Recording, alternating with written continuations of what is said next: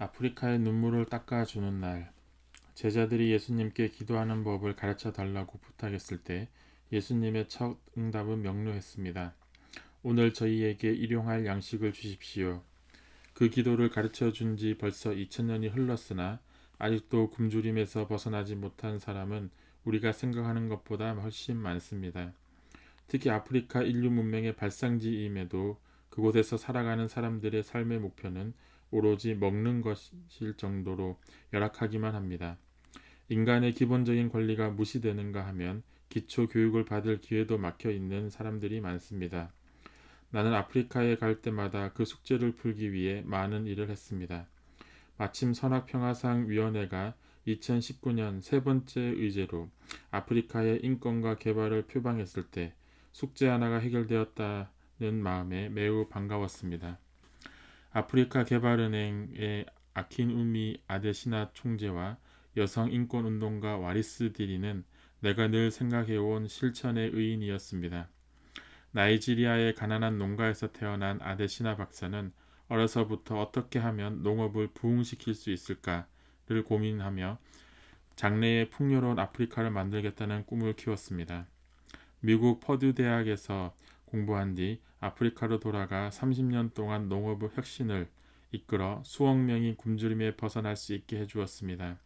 2019년 2월 선악평화상을 받기 위해 한국을 처음 방문한 그는 세상을 더 나은 곳으로 만들기 위해서는 아직도 해야 할 일이 많다고 말했습니다. 세상에 음식을 제공하고 기아와 영양실조를 없애는 일보다 더 중요한 것은 없습니다. 굶주림은 인류의 패단의 흔적입니다. 흰색, 검은색, 분홍색, 황색, 그 어떤 피부색의 사람도 굶주려서는 안 됩니다.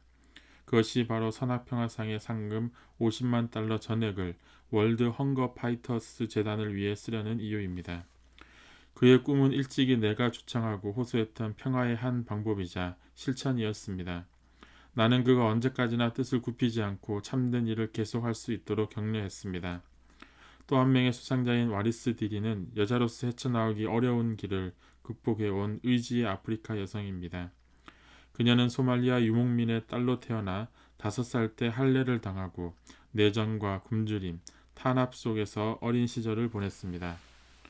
그러나 꿈이 많았던 그녀는 미래를 향해 도전했고 마침내 세계적인 슈퍼모델이 되었습니다.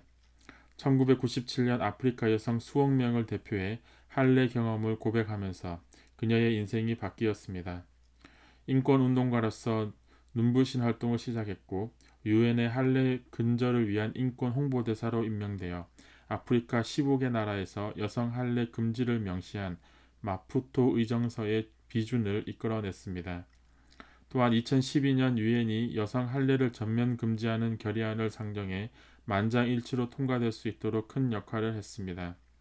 여기에 그치지 않고 의사들과 힘을 합쳐 프랑스, 독일, 스웨덴, 네덜란드에 사막의 꽃 센터를 만들어 할례 여성을 치료하고 있습니다.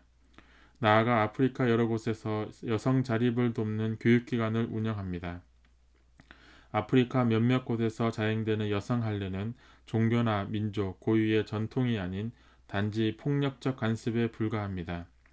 10대 소녀들의 외부 성기의 일부 혹은 대부분을 제거하는 이 악습은 여성을 억압하는 수단일 뿐만 아니라 생명까지도 위협합니다. 그럼에도 3000년 이상 지속해온 나쁜 관습을 없애기 위해 와리스 디리는 자신의 모든 것을 바쳤고 세계는 그 헌신에 동참했습니다. 그 길이 얼마나 험난했을지는 굳이 말하지 않아도 능히 알 수 있습니다. 나의 목표는 아프리카의 여성을 돕는 것입니다. 나는 여성이 강인해지는 것을 보고 싶습니다. 아프리카에서 여성은 일상적인 생활을 책임지고 있습니다. 각 나라에서 특히 경제적 측면에서 중심적인 역할을 감당합니다. 그런 아프리카의 여성이 어린 나이에 생긴 마음의 상처를 안고 평생 심리적 불구자로 살아가게 내버려 두는 것이 연약한 여성에게 얼마나 커다란 폭력인지 깨달아야 합니다. 아프리카는 오늘도 뜨거운 햇빛이 내리쬐입니다. 그곳에서 살아가는 사람들은 지극히 선량합니다. 가족을 사랑하고 이웃을 존중하며 자연과 더불어 살아갑니다. 그러나 도시 문명이 밀려오면서 삶이 고달파졌습니다.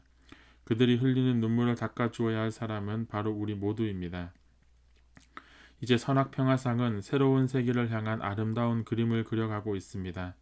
우리는 분명 한 가족입니다. 얼굴과 피부색이 다르고 말이 다른 것은 아무런 문제가 되지 않습니다. 선악평화상은 미래로 가는 여정에서 단단한 징검다리가 되고 있습니다.